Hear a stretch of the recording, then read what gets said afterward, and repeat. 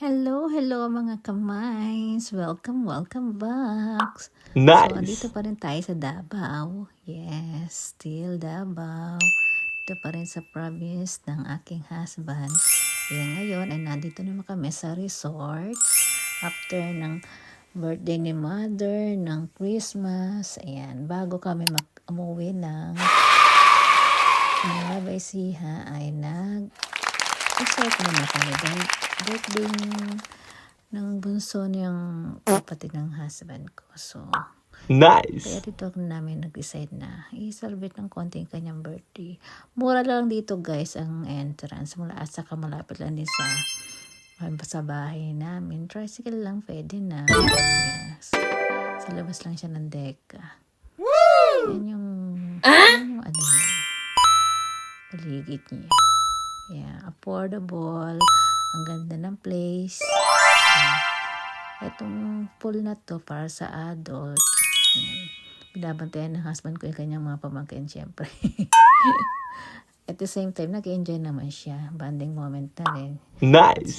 Ian ang may birthday si Ian. Yan, hindi pa siya marunong kasi lumangoy. Kaya, ginagabayan siya ng husband ko. So, syempre, taga-video lang ang lola nyo. Yan, dyan naman ang pambata. Wow! Sa kabila. Okay din naman. Nice. Diba, titong-titong datingan. And after that, syempre, kailangan na namin magsugba. Sugba ang tawag nila dito sa pag-iihaw ng isda. Yan. Pumili kami ng 2 malaking isda. Syempre, every time naman talaga nagre-resort or nagsiswimming ay hindi mawawala syempre ang ihaw. Saka mas maganda kung doon ka talaga mag-ihaw. Para feel na feel, diba? Tapos mainit pa. Ayan, may pa-free naman sila dyan na pwede ka mag-ihaw. Nice. So, bibili ka lang sa labas ng mga food. May mga dala na rin kayo mga soft drinks, spaghetti, macaroni, cake. Ayan, mga ulam. Yan, syempre, nagkakagulo na dahil birthday. Nakapagkanta na kami dyan ng happy birthday kay Ian. And then, syempre, hindi pwede nang walang prayer. Wow! Then, kinabukasan, yeah. It's time to go. Wow! Isihan, dito na kami sa Davao International Airport.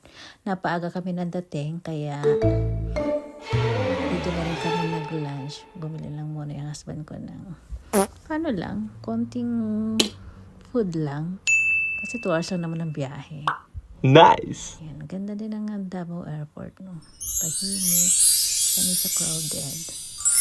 So, ito na guys. Ang bilis lang namin. Nasa Alapaat na kami. Every time na tinitingnan ko talaga yung lugar ng Pilipinas, masasabi mo talagang napakaganda ng Pilipinas. Kung hindi nga lang talaga tayo, alam mo yung corrupt, tala tayo sa politics. Kung wala lang talaga, nasa maayos lang talaga ang pamalakad ng Pilipinas. Sa government, ng gobyerno, wala na siguro mag-OFW. Baka nga tayo pa ang kumukuha ng mga tao sa ibang country. Pero anyways, that's life. So habang naswertehan naman talaga na dito ako malapit sa bintana. So alam na ganda-ganda talaga ako dito sa pagtingin sa labas. Tingnan naman yung mga ulap. Para lang siyang sumasayaw ng mga bulak. No? Ang sarap lang talagang ang saya-saya talaga ng tingnan. Hindi ka hantukin. Tapos ang ganda pa ng panahon. Yeah, very very relaxing. Kita mo naman, no? Feeling mo talaga nakikipaglaro lang sa iyo ang ulap. Ang ganda-ganda ng life. Kung iisipin mo, diba? So, thank you, Lord. Thank you sa 2025. I hope na ang 2026 para sa lahat ay maging peaceful na ang earth. Wala nang mga sakit. And for my family, good health and more blessings to come and success in life. Yeah. Thank you so much for watching. see you naman sa Nueva Ecija, ang ating ganap ng New Year. Yes. New Year na tayo, no?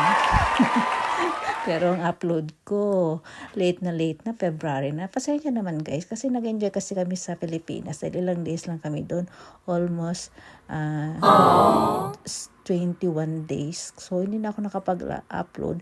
Ito mga ina-upload ko guys, andito na kami sa UK. So, sorry na guys. Gusto ko lang i-share yung moment namin. So, bye-bye!